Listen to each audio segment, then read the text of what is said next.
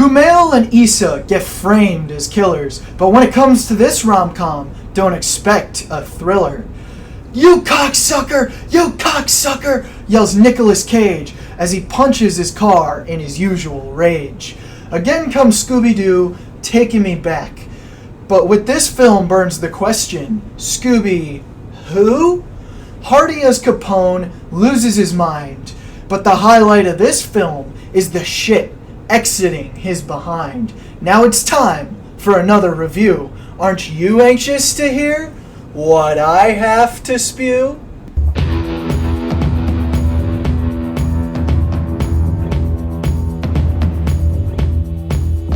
Hey guys, welcome back to my channel, and today I'm going to do something a little different from my other videos and review 4 movies that I've seen over the past 2 weeks in an attempt to catch up with videos on my channel so that when July rolls around, I'm ready to start reviewing some of the movies that come out to theaters when they open up again. And I will be starting my 30-day film challenge where I will be releasing a video a day related to that challenge. Let's get into the video.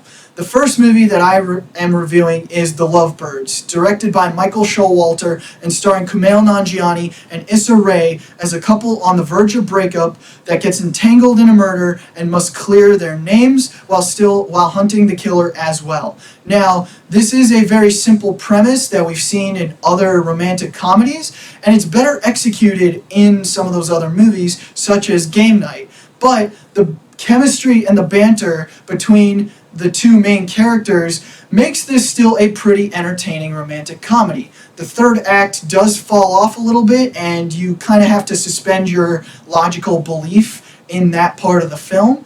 But because this film is so easily accessible, given that it's on Netflix right now, and it still has some entertainment to it, I'm going to rate The Lovebirds the usual fare. The next movie up is Color Out of Space, directed by Richard Stanley and starring Nicolas Cage. The film takes place in New England, where a family's life is turned upside down when a meteorite carrying an unusual alien organism hits Earth and ends up taking over the environment. This is what you would think of as a typical cosmic horror.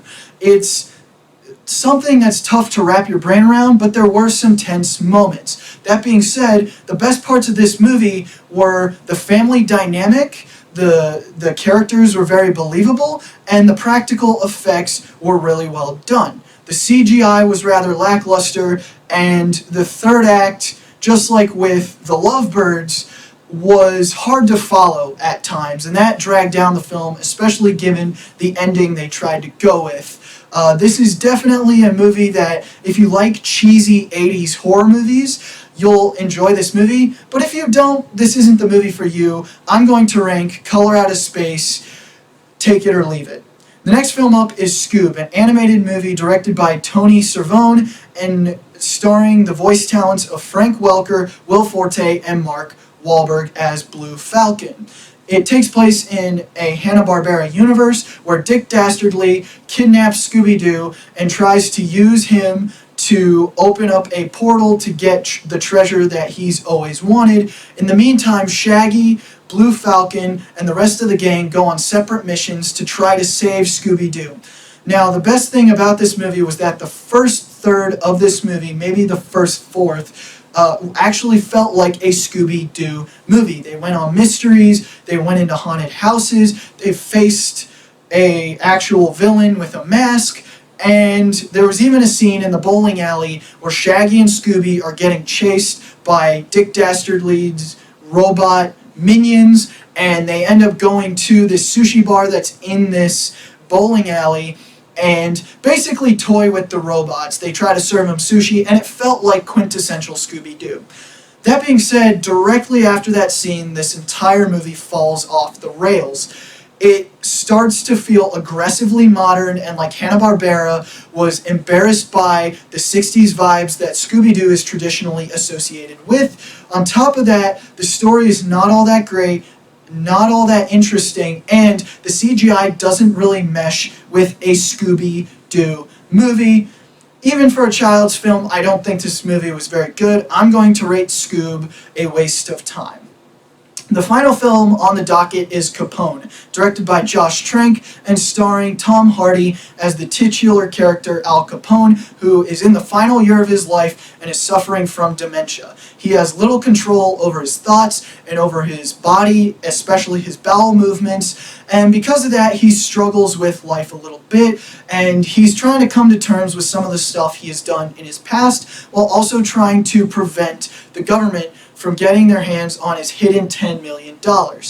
This movie was atrociously bad. The only great part of this movie was Tom Hardy's performance. He was very over the top with the character, almost a little too much, but it was, given what the film was, it was the best part of this film.